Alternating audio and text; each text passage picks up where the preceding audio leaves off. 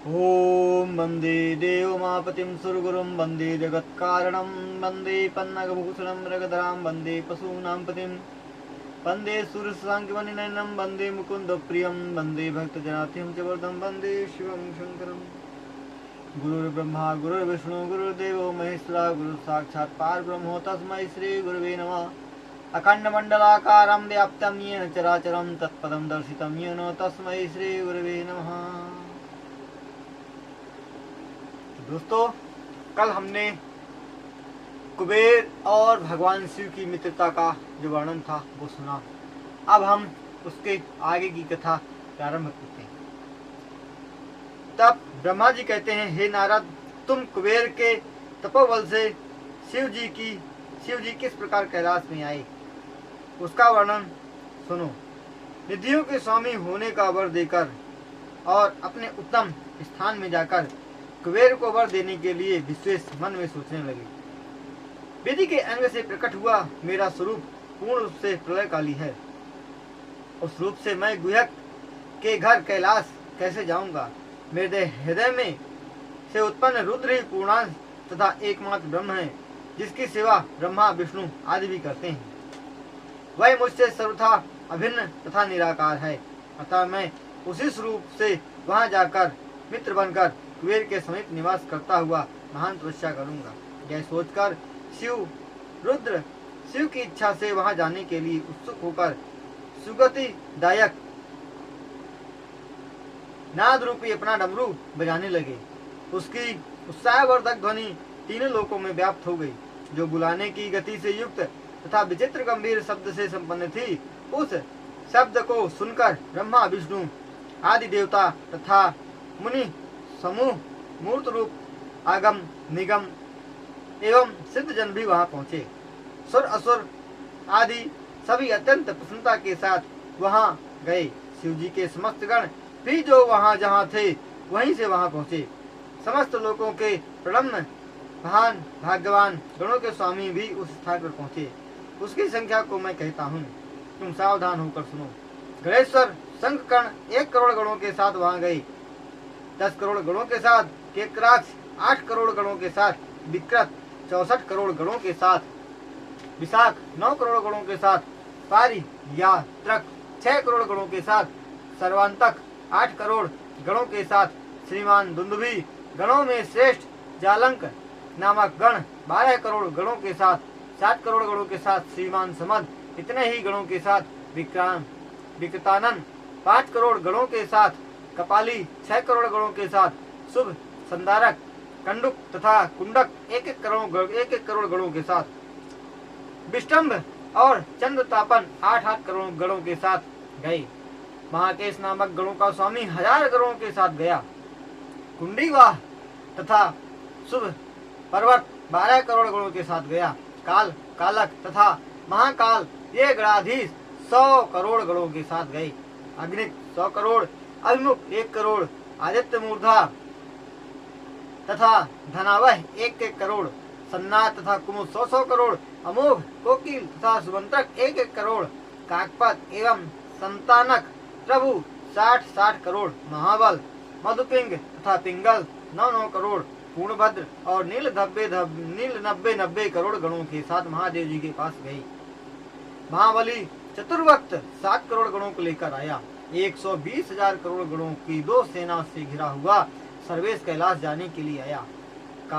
काष्ठागुड़, सुकेश तथा वृषभ ये 64 करोड़ गणों के साथ, चैत्र और स्वयं प्रभु नकुलेश 7 करोड़ गणों के साथ, लोकांतक दीप्तापना दैत्यांतक प्रभ देव भृंगी ऋटि श्रीमान देव प्रिय असनी भानुक सनातन ये 64 करोड़ गणों के साथ आए। महाबली गणाधीश नंदीश्वर 100 करोड़ गणों के साथ आए। ये तथा इनके अतिरिक्त और भी असंख्य महाबली गणों के स्वामी 1000 हाथों वाले जटा तथा मुकुटधारी थे। सभी मस्तक पर चंद्रमा धारण किए हुए, नीलकंठ, 3 नेत्रों वाले, हार, कुंडल, बाजूबंद तथा मुकुट आदि से अलंकृत थे। ब्रह्मा विष्णु इंद्र के सदस्य आदिमणि गणों से घिरे हुए करोड़ों सूर्यों के सदस्य कांतिमान गणों के स्वामी वहां आए। ये तथा और भी गणाधिपति निर्मल कांति तथा महान आत्मा वाले शिव जी के दर्शनों के लोभ से अत्यंत प्रेम से वहां पहुंचे। विष्णु आदि सभी वहां जाकर शिव जी को देखकर उन्हें हाथ जोड़कर सिर झुकाकर नमस्कार कर उत्तम प्रकार से स्तुति किए। इस प्रकार विष्णु आदि को साथ लेकर परमेश्वर महेश प्रेम से महात्मा कुबेर की राजधानी श्री कैलाश को गए। कुबेर ने भी शिव जी को आया हुआ देखकर परिवार से भक्ति पूर्वक आदर अनेक प्रकार से उपहारों से उनकी पूजा की। तदनंतर शिव जी को प्रसन्न करने के लिए कुबेर ने विष्णु आदि देवताओं तथा उनके गणों की पूजा की। उसके बाद प्रसन्नचित्त शिव जी ने कुबेर को आलिंगन कर माथा सूंघकर सभी गणों के साथ वहां निवास किया। फिर शिव जी ने विश्वकर्मा को आज्ञा दी, इस पर्वत पर अपने तथा दूसरे देवताओं के भक्तों के निवास योग्य स्थानों का निर्माण करो।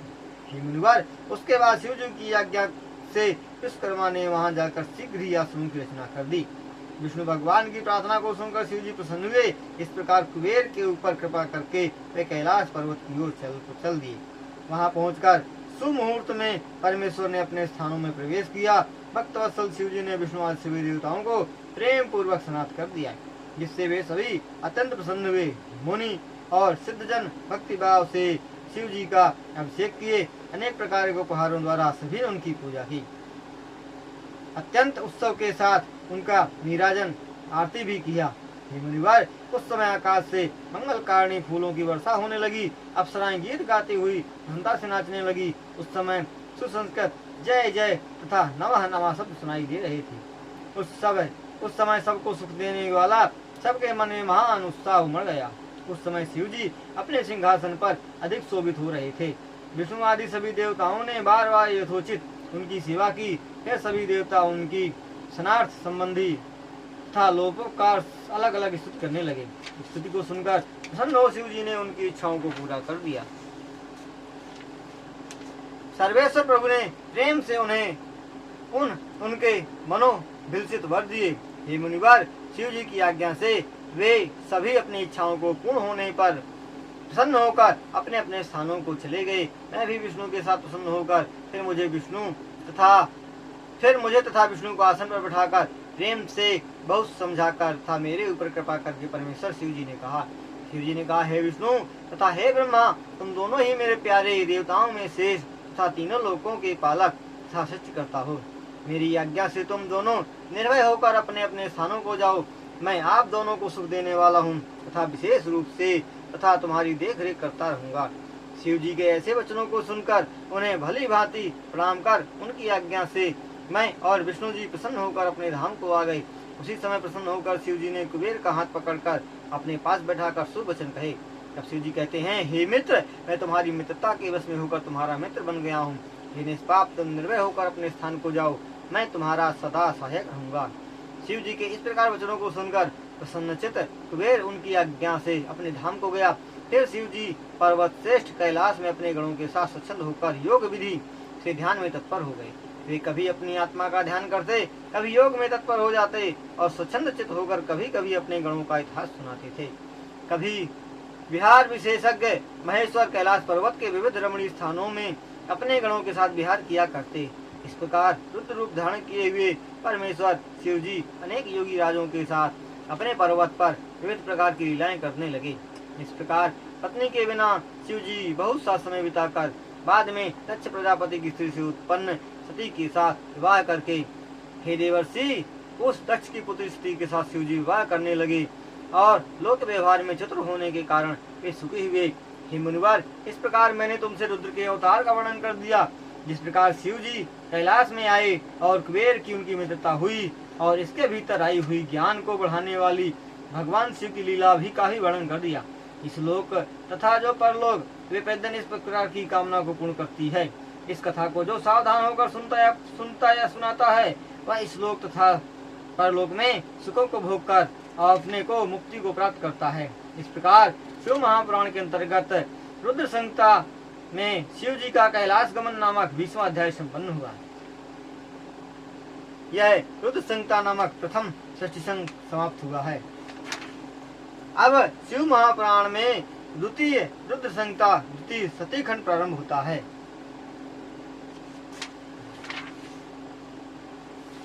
तब नारद जी कहते हैं, हे ब्रह्मा जी, आप शिव जी के संबंध में सब कुछ जानते हैं। आपने शिव एवं पार्वती जी की आश्चर्यजनक तथा शुभ कथाएं कही। आपके मुख कमल से निकली हुई शिव जी की उत्तम कथाओं को सुनकर मैं अभी तृप्त नहीं हुआ हूँ, अतः उन कथाओं को मैं पुनः सुनना चाहता हूँ। आपने जो शंकर का ही संपूर्णांश कैलाश में रहने वाले जितेंद्रीय रुद्र को कहा, सभी विष्णु आदि देवताओं के पूज्य साधुओं की गति, वे योगी निर्विकारी महाप्रभु सदैव निर्बंध होकर क्रीड़ा किया करते थे। विष्णु भगवान की प्रार्थना को स्वीकार करके वे उस मंगलकारिणी पूर्व जन्म में जो सती रूप से ही अपनी स्त्री थी के साथ विवाह करके पुनः ग्रस्त हो गए। पहले वह दक्ष प्रजापति की पुत्री थी, बाद में ही हिमालय पर्वत की पुत्री हो गई। वह एक ही शरीर से दोनों की कन्या कैसे प्राप्त हो गई, कैसे सती पार्वती होकर पुनः शिव जी को प्राप्त हुई, यह सब तथा और भी इस संबंध में जो कथा न हो, हे ब्रह्मा जी आप मुझसे कहिए।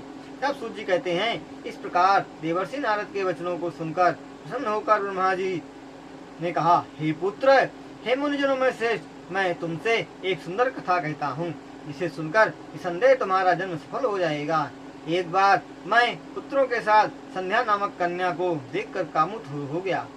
धर्म का स्मरण करते ही वे महायोगी परम प्रभु रुद्र पुत्रों के साथ मुझे धिक्कार देकर अपने स्थान कैलाश को चले गए।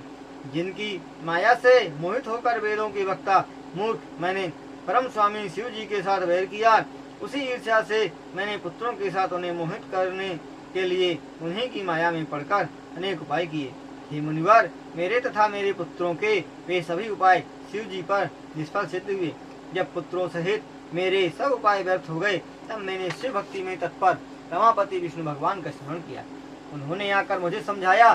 शिव तत्व के ज्ञाता विष्णु जी द्वारा समझाए जाने पर शिव माया से मोहित हुए मैंने उनसे द्वेष करना तो छोड़ दिया, परंतु अपना दुराग्रह नहीं छोड़ा।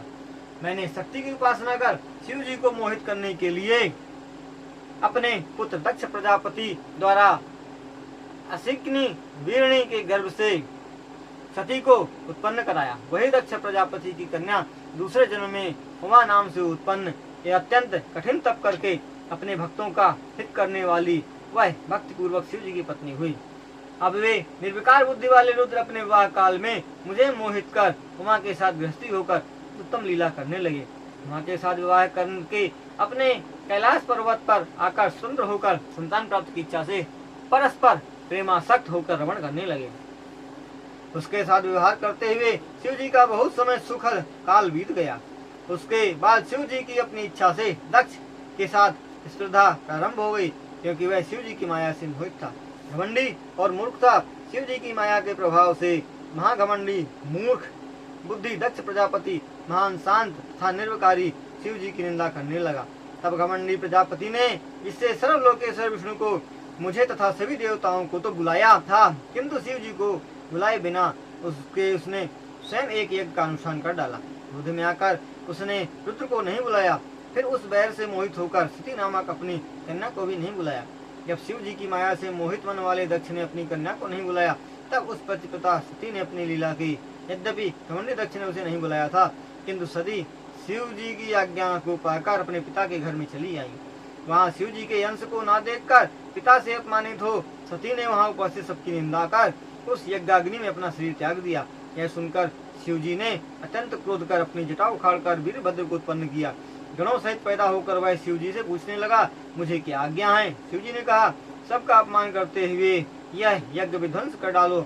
महाबली तथा महापराक्रमी वह अनेक गणों का स्वामी वीरभद्र उनकी आज्ञा को पाकर शीघ्र ही वहां पहुंचा। वीरभद्र की आज्ञा को पाकर उसके गणों ने बहुत उपद्रव करके सभी को दंडित किया, किसी को भी नहीं छोड़ा। देवताओं के साथ विष्णु को भी यज्ञ पूर्वक जीत कर दक्ष का सिर काट कर उस यज्ञ की अग्नि में जला दिया। महान उपद्रव के साथ शीघ्र ही यज्ञ को विध्वंस करके वीरभद्र ने कैलाश पर जाकर शिव जी को प्रणाम किया। देवताओं के देखते देखते रुद्र के अनुचर वीरभद्र आदि ने उस यज्ञ का विध्वंस कर डाला। हे मुनिवर, उत्तम प्रभु रुद्रदेव के नाराज जाने पर सुख नहीं मिल सकता है, इस बात का समर्थन वेदों तथा स्मृतियों ने किया है। उसके बाद अपनी स्थिति को सुनकर रुद्रदेव प्रसन्न हो गए। दीनों पर दया करने वाले भगवान ने उनकी प्रार्थना को सफल कर दिया। अनेक लीलाओं द्वारा विहार करने वाले महात्मा महेश शंकर अपने दयालु स्वभाव से सब पहले जैसा कर दिया। दक्ष प्रजापति जीवित हो गया, पुनः वहाँ सबका सत्कार हुआ। दयालु शिव जी ने पुनः उस यज्ञ की गुण की। हे मुनिवर, तब यज्ञ में विश्वादि देवताओं ने अत्यंत प्रसन्न होकर रुद्र की पूजा की। सती के देह से उत्पन्न ज्वाला पर्वत पर पड़ी। उसकी पूजा करने पर वह संसार के पुरुषों को सुख देती है। वह सती देवी उस पर्वत पर ज्वालामुखी नाम से प्रसिद्ध है। उसका दर्शन करने से पापों का नाश तथा सभी इच्छाओं की पूर्ति होती है। आज भी अनेक विधि विधान तथा महोत्सव के रूप में सभी प्रकार की इच्छाओं की प्राप्ति के लिए उनकी पूजा की जाती है। उसके बाद वह सती देवी हिमालय की पुत्री रूप में जन्म ली। तब वह पार्वती नाम से प्रसिद्ध हुई। फिर उसने फिर अपने सभी प्रकार के पापों से मानव मुक्त हो जाता है, संदेह नहीं है। शिव महापुराण में सती संक्षेप चरित्र वर्णन नामक प्रथम अध्याय संपन्न हुआ। आप सूत जी कहते हैं, नैमिषारण्य में रहने वाले उनके वचनों को सुनकर मुनिवर ने पापनाशक कथा के संबंध में उनसे पूछा। तब नारद जी कहते हैं, हे ब्रह्मा जी, हे महाभाग, हे महाप्रभु, आपके मुख कमल से सुखदायक शिव जी की कथा को सुनकर मैं तृप्त नहीं हुआ। हे विश्व की सृष्टि करने वाले ब्रह्मा जी, आप शिव जी के संपूर्ण शुभ चरित्र का, जिसमें सती की कीर्ति का भी वर्णन हो, उसे कहिए, मैं सुनना चाहता हूँ। दक्ष प्रजापति के घर में सती का जन्म कैसे हुआ? किस प्रकार शिव जी ने उन्हें अपनी पत्नी बनाना स्वीकार किया? प्राचीन काल में दक्ष के कोप से किस प्रकार सती ने अपना शरीर छोड़ा? वह फिर हिमालय की कन्या होकर कैसे आकाश में चली गई? पार्वती ने कैसे कठिन तप किया और उनके साथ शिव जी का विवाह कैसे हुआ? कैसे उन्हें कामारी के आधे शरीर पर स्थान मिला? हे महामती, यह सब विस्तार पूर्वक हमें बतलाइए। आपके समान इस विषय के संदेह को दूर करने वाला कोई नहीं होगा। ब्रह्मा जी ने कहा, हे मुनिवर, तुम गुप्त से भी गुप्त परम पवित्र एवं दिव्य सती तथा शिव के शुभ कारक यश को सुनो। हे मुनिवर, प्राचीन काल में लोकोपकार की दृष्टि से विष्णु ने शिव जी से पूछा। तब शिव जी ने विष्णु से कहा, हे मुनिवर, उसके बाद जब मैंने विष्णु भगवान से पूछा तो उन्होंने विस्तार पूर्वक मुझसे कहा। मैं उस प्राचीन शिव तथा पार्वती के यश से युक्त एवं सभी कामनाओं को देने वाली कथा को कहूँगा। पहले जब शिव जी निर्गुण निर्विकल्प अरूप जगदम्बा रूप शक्ति से रहित चैतन्य मात्र तथा सत असत से परे थे, हे नारद, वे सभी सगुण दिव्य द्विरूप शक्तिमान दिव्य आकृति वाले विकार रहित तथा श्रेष्ठों में भी श्रेष्ठ हो गए। उनके बाएं अंग से विष्णु दाहिने अंग से मैं ब्रह्मा उत्पन्न हुआ। हे मुनिवर, उनके हृदय से रुद्र की उत्पत्ति हुई। वे सदाशिव एक होते हुए भी इस प्रकार तीन हो गए। ब्रह्मा के रूप से सृष्टिकर्ता, विष्णु के रूप से पालन करता और रुद्र रूप से प्रलय करता। उन्हीं की आराधना करके मैं ब्रह्मा लोक का पितामह बना और मैंने सुर नर आदि प्रजाओं की उत्पत्ति की। देवताओं में श्रेष्ठ दक्ष आदि प्रजापतियों की सृष्टि करके मैं प्रसन्न हुआ और मैंने अपने को सबसे महान समझा। मारीचि, अत्रि, पुलह, पुलस्त, अंगिरस, क्रतु, वशिष्ठ, नारद, दक्ष, रघु मैंने जिस समय अपने मन से उत्पन्न किए, हे मुनिवर, उसी समय मेरे मन में एक स्वरूप युवती भी पैदा हुई। एक दिन के अंत में सायंकालीन संध्या के सौंदर्य को जीतने वाली, सबके मनों को मोहित करने वाली एक अत्यंत सुंदरी पैदा हुई। वैसी संपूर्ण गुणों से युक्त स्त्री न स्वर्ग में, न भूमि में और न पाताल में कभी देखी। मैंने उसे और उठकर अपने हृदय में सोचने लगा और दक्ष आदि मेरे पुत्र भी सोचने लगे। हे मुनिवर, ऐसा सोचते हुए मेरे मन में एक अद्भुत पुरुष अभिभूत हो गया, जो तपाए हुए सोने की सदस्य कांति वाला, चौड़ी छाती वाला, सुंदर नाक, सुंदर उरु कमर, जांघों से युक्त, काले घुंघराले बालों वाला, जिसकी दोनों बाहें मिली हुई थी, पूर्ण चंद्रमा के सदस्य मुख वाला था, दरवाजे के समान चौड़ी छाती, जो रोमराजी से सुशोभित था, काले हाथी के आकार वाला था, जिसकी दोनों बाहें मिली हुई थीं, पूर्ण चंद्रमा के सदस्य था, स्थूल नीले वस्त्रों को धारण किया हुआ था, रक्तवर्ण के हाथ पैर मुख तथा नेत्रों से शोभायमान, पतली कमर, सुंदर दांत वालों वाला, मदमस्त हाथी के समान खिले हुए कमल की पंखुड़ियों के समान आंखों वाला और बालों की सुगंधि से सुगंधित करता हुआ, शंख के सदस्य गले वाला, जिसकी ध्वजा में मछली का चिन्ह बना है, लंबा मकर के वाहन वाला, पंच पुष्पायुध वेग वाला, फूल के धनुष से शोभित, हितार्थ सुंदर व कटाक्ष द्वारा दोनों नेत्रों को घुमाता हुआ, सुगंधी श्वास वाला, श्रृंगार रस से सेवित, दक्ष आदि सभी मेरे पुत्र से देखकर आश्चर्यजनक होकर जानने के लिए उत्सुक हुए। उन मेरे पुत्रों का मन काम बाण से शीघ्र ही व्याकुल हो गया तथा हितार्थ मैं धैर्य प्राप्त नहीं हुआ उस पुरुष ने संसार के स्वामी प्रजाओं के रचयिता मुझ ब्रह्मा को सिर झुकाकर प्रणाम करके विनय पूर्वक कहा। उसने कहा, हे ब्रह्मा जी, कौन सा कार्य करूं? मुझे ऐसे कार्य में लगाइए जिससे मैं सभी का सम्मान प्राप्त कर सकूं। मुझे अभिमान योग्य स्थान दीजिए। और मेरी पत्नी कौन है बतलाइए। आप संसार की सृष्टि करने वाले तीनों लोगों के स्वामी हैं। ब्रह्मा जी ने कहा। उस महात्मा पुरुष के वचनों को सुनकर वे आश्चर्यचकित होकर थोड़ी देर चुप रहे।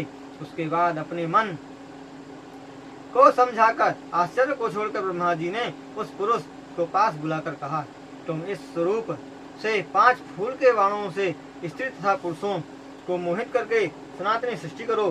तुम्हारे सामने चर अचर तीनों लोकों में देवता तथा जीव आदि कोई नहीं टिक सकेगा। मैं ब्रह्मा, विष्णु और पुरुषोत्तम शिव सभी तुम्हारे बस में हो जाएंगे। प्राणियों का तो कहना ही क्या, सभी प्राणियों के मन में छिपकर प्रवेश करते हुए उन्हें सुख देकर तुम सनातन सृष्टि करते रहो। जैसे पुष्प बाण का लक्ष्य सुखद तथा मन को आश्चर्यचकित कराने वाला तथा सभी प्राणियों के लिए मादक होगा। यह सृष्टि कारक तुम्हारा कर्म मैंने तुमसे कह दिया है। ये मेरे पुत्र तुम्हारे वास्तविक नामों को कहेंगे। तब ब्रह्मा जी कहते हैं, सुरश्रेष्ठ, इतना कहकर अपने पुत्रों की मुखों की ओर देखकर मैं अपने कमलासन पर बैठ गया। यह शिव महापुराण में काम प्रादुर्भाव नामक दूसरा अध्याय संपन्न हुआ। तब ब्रह्मा जी कहते हैं, उसके बाद उसके अभिप्राय को जानने वाले मारीच आदि मेरे पुत्रों ने उन्हें योग्य नाम रखे। दक्ष आदि सृष्टि करने वालों ने दूसरे के उसके वृतांत को जानकर उसके मुख की ओर देखते ही यथोचित स्थान तथा योग्य पत्नी को उसे दिया। हे ब्राह्मणों, हे मारीच आदि मेरे पुत्रों ने उस पुरुष के योग्य नाम रखकर उसे सुनाए। तब ऋषियों ने कहा, जो तुमने हमारे और ब्रह्मा जी के चित्त को मत डाला, इसलिए तुम इस संसार में मनमथ नाम से प्रसिद्ध होगे। हे मनोभव, तीनों लोकों में तुम्हारे सदस्य कोई नहीं है। इससे तुम्हारा नाम काम भी होगा। मदमत्त कर देने से तुम्हारा नाम मदन होगा। घमंड करने से तुम्हारा नाम गंधर्व होगा। तुम्हारे समान कोई भी देवता पराक्रमी नहीं होगा। अतः तुम सभी स्थानों में रहने के कारण सर्वव्यापी हो। पुरुषों तथा पुरुषोत्तम तथा आदि दक्ष प्रजापति आपके योग्य पत्नी आपको स्वयं देंगे। ब्रह्मा जी के मन में से उत्पन्न यह सुंदर कन्या संध्या नाम से संपूर्ण संसार में प्रसिद्ध होगी। भली भांति ध्यान करते हुए ब्रह्मा जी के मन में यह अत्यंत सुंदरी मल्लिका पुष्प के सदस्य परांगना उत्पन्न हुई है। अतः यह संध्या नाम से प्रसिद्ध होगी। तब ब्रह्मा जी ने कहा, हुआ है। तब वह पुष्प रूपी 5 अस्त्रों को लेकर गुप्त रूप से अपने निश्चय को सोचने लगा। हर्षण, रोचन, मोहन, शोषण और मारण कामदेव के 5 अस्त्र मुनियों को भी मोहित कर देते हैं। ब्रह्मा जी ने मुझसे जिस सनातन धर्म को करने के लिए कहा है, उसे मैं मुनिजनों के सामने यही करूंगा। यहाँ मुनिजन तथा स्वयं प्रजापति भी उपस्थित हैं। इन्हीं के सामने मेरे कार्य का निश्चय हो जाएगा। ब्रह्मा जी द्वारा कही गई संध्या भी इस समय अपनी बात कहे। यहाँ कर्म की परीक्षा करके मैं सबको मोहित करता हूँ। ब्रह्मा जी ने कहा, इस प्रकार विचार कर मन में निश्चय कर कामदेव ने पुष्पज बाणों को अपने पुष्प धनु पर चढ़ा लिया। नामधारी धनुषधारी कामदेव ने धनुष को गोल चूड़ी के आकार का बना दिया। यह उसने धनुष को इस प्रकार चढ़ाया, त्यों सबके मनों को आनंदित करने वाली हवाएं बहने लगी। फिर कामदेव ने ब्रह्मा आदि सभी ऋषि मुनियों को अलग अलग अपने तीक्ष्ण पुष्प बाणों से मोहित कर दिए। हे मुनिवर, उसके बाद मैं तथा वे सभी मुनिजन मोहित हो गए। साथ ही सबके मन में काम संबंधी विकार उत्पन्न हो गया। उस काम विकार के कारण वे सभी बार बार उस संध्या की ओर देखने लगे, क्योंकि स्त्री काम वासना को बढ़ाने वाली होती है। उस कामदेव ने सबको मोहित कर बार बार इस प्रकार इंद्रिय संबंधी विकार को प्राप्त हो वैसा कर दिया। उसे देख उठी हुई इंद्रिय वाले मुझ ब्रह्मा के शरीर से उसी समय 49 भाव उत्पन्न हुए। काम बाण से प्रभाव से उन लोगों द्वारा देखी गई वह संध्या भी कटाक्ष आदि अपने भावों को दिखलाने लगी। स्वभाव से ही सुंदरी वह संध्या मन से उत्पन्न उन भावों को प्रकट करती हुई हल्की लहरों से स्वर्णमयी नदी की भांति अत्यंत शोभित हुई। धर्म से परिपूर्ण शरीर वाले प्रजापति ने भाव युक्त संध्या को देखकर उसे प्राप्त करने की इच्छा की। हे विप्रवर, तदंतर मारीच आदि अत्रि आदि सभी मुनिजन और दक्ष प्रजापति आदि भी इंद्रिय संबंधी विकार को प्राप्त हुई। मारीची आदि ऋषियों, मुझे तथा संध्या इन सबको काम विकार से देकर कामदेव ने अपने कार्य में विश्वास कर लिया। ब्रह्मा जी ने मेरे लिए जो कार्य निश्चित किया था, मैं भी उसे पूर्ण रूप से करने में समर्थ हूँ। इस प्रकार पिता तथा भाइयों की पाप गति को देखकर धर्म रक्षक महादेव शिव का स्मरण किया। फिर ब्रह्मा का पुत्र मन से धर्म का स्मरण करता हुआ अनेक प्रकार की स्तुतियों से धर्म पालक शिव जी की स्तुति करने लगा। तब धर्म ने कहा, हे देव देव महादेव धनपाल, आपको नमस्कार है।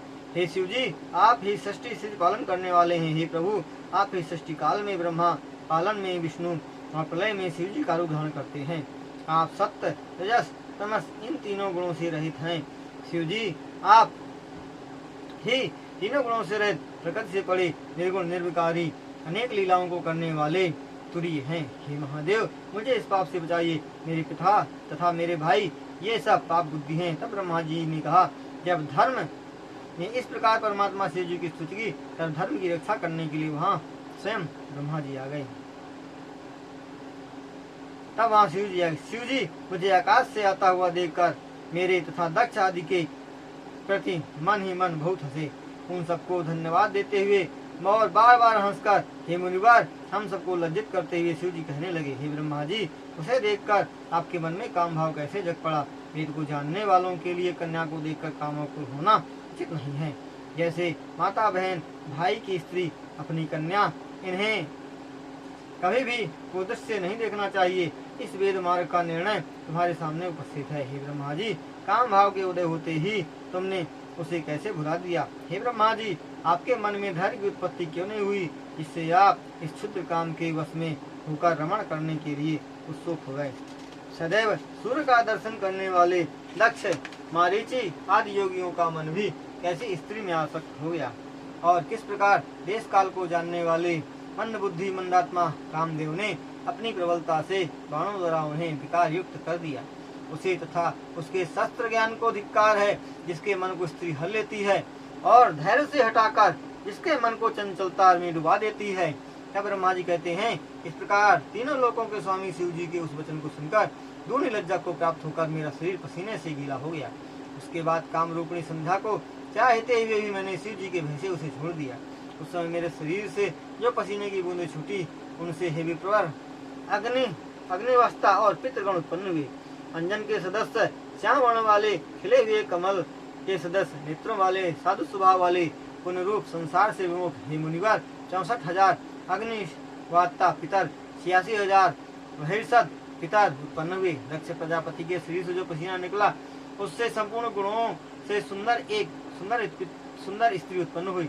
दुबली पतली कसोदरी, हल्की रोमा वाली, कोमल शरीर भयों वाली, सुंदर दांतों वाली, सोने के सदस्य कांति वाली, सुंदर अवयवों वाली पूर्णचंद्र के सदस्य एक सुंदर उत्पन्न हुई, जो मुनियों के मन को भी मोहित कर देती है, जिसका नाम रति था, जिन्होंने अपनी इंद्रिय के व्यापारों को रोक लिया है।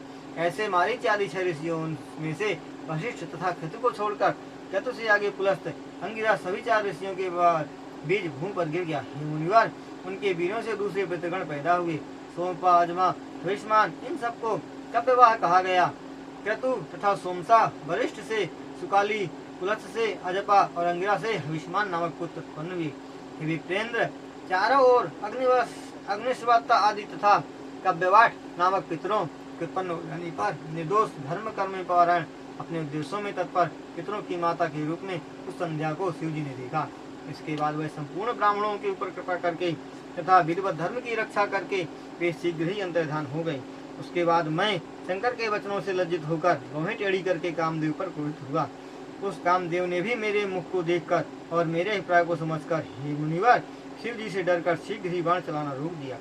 हे मुनिवर, फिर कमल से उत्पन्न अति बलवान मैं क्रोधाग्नि से उस प्रकार जलने लगा जैसे दूसरों को जलाने की इच्छुक आग जलती है। यह कामदेव अपने घमंड से मोहित होकर महादेव पर अपने बल का प्रयोग कर उनकी नेत्राग्नि से भस्म हो जाएगा।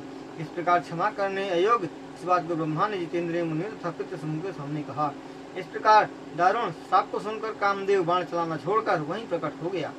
हे मुनिवर, उसने घमंड रहित होकर दक्ष आदि मेरे पुत्रों पितरों तथा संध्या के सामने मुझ ब्रह्मा से कहा। कामदेव ने कहा, हे ब्रह्मा जी, हे लोकेश, न्याय मार्ग पर चलने वाले निपराधी, मुझे आपने इतना कठोर शाप क्यों दिया। हे ब्रह्मा जी, आपने जो मेरा कार्य मुझे बतलाया था उसके अतिरिक्त मैंने और कुछ नहीं किया, तो मुझे शाप देना उचित नहीं था। आपने जो यह कहा कि मैं विष्णु तथा शिव ये सभी तुम्हारे बाण से प्रभावित हो जाएंगे, उसी की परीक्षा मैंने भी ली। हे ब्रह्मा जी, हे देव, हे संसार के स्वामी, मुझ निरपराध का इसमें कोई अपराध नहीं है, अतः यह शाप और यह समय अत्यंत कष्टकर है। इस प्रकार उसकी बातों को सुनकर संसार के स्वामी मुझ ब्रह्मा ने उस कामदेव को बार बार समझाते हुए कहा। ब्रह्मा जी कहते हैं, आपने मेरी इस संध्या नामक कन्या को काम वासना से देखा, इसलिए मैं तुम्हें श्राप दिया। हे कामदेव, अब मेरा क्रोध शांत हो गया है। मैं तुमसे कहता हूँ, तुम संदेह था है छोड़कर सुखी हो जाओ। हे कामदेव, तुम शिवनेत्र की आग से भस्म होकर उसके बाद शीघ्र ही अपना शरीर प्राप्त कर लोगे। जब शिव जी विवाह करेंगे उसके बाद अनायास मैं तुम्हें अपना शरीर प्राप्त हो जाएगा। तीनों लोगों का पिता मैं कामदेव से ऐसा कहकर उन मानस मुनि वरों को देखते ही अंतर्ध्यान हो गया। इस प्रकार मेरे वचनों को सुनकर कामदेव तथा मेरे मन से उत्पन्न ऋवे ऋषि सुखी होकर शीघ्र ही अपने अपने घर को चले गए। इस प्रकार शिव महापुराण के अंतर्गत काम शापानुग्रह नामक तीसरा अध्याय समाप्त हुआ। ओम वंदे देव उमापतिं सुरगुरुं वंदे जगत्कारणं वंदे पन्नगभूषणं मृगधरां वंदे पशूनां पतिं वंदे सूर्यशशाङ्किवनिनयनं वंदे मुकुन्द प्रियं वंदे भक्तजनार्तिहं च वरदं वंदे शिवं शङ्करम्। ओम नमः पार्वती पते हर हर महादेव हर।